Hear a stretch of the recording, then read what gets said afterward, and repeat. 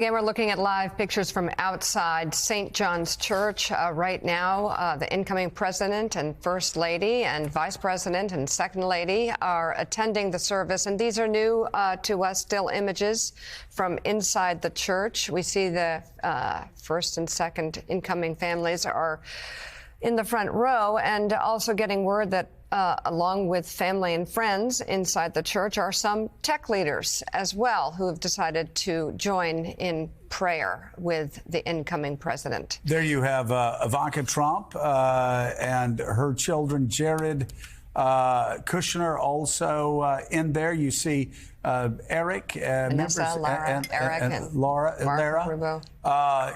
In there, Barron on the front row, and Marco Rubio back there. Yeah, in the distance, you can see Mark Zuckerberg. I see him. Oh my gosh, I just can't. And there's Mark Zuckerberg saying, "I've been here all along." What are you talking about? That is not it. So, Corinthians 2.0. Corinthians 2.0 is his.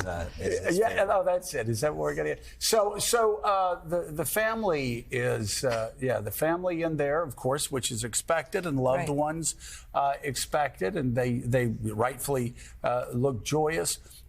It is fascinating, though, Jonathan O'Meara, that Mark Zuckerberg, the dude that runs TikTok, is he from Singapore? Is that it? Yeah, Singapore.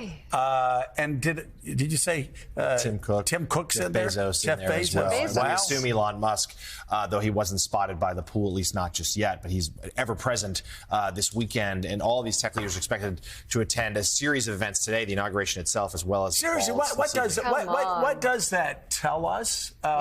What does that tell us about Donald Trump's hyper-focus on these tech leaders, and maybe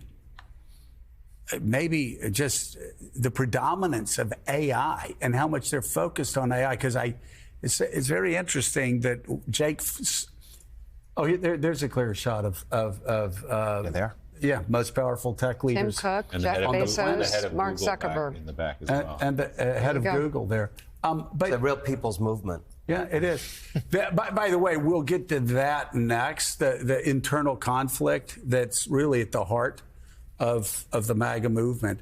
But first, Jake Sullivan, in his exit interview with Mike Allen and Jim Vandehei, Axios, warned that the greatest danger, greater even than the birth of the atomic age, is what happens with AI in the coming years. And it seems that Donald Trump is keeping those that are going to shape AI in the coming years extraordinarily close to him. Yeah, this is on two different tracks here. First is simply, we know that Donald Trump's always been impressed with wealth and power. And it's not unusual for business leaders to cozy up to administration, though this is a remarkable level.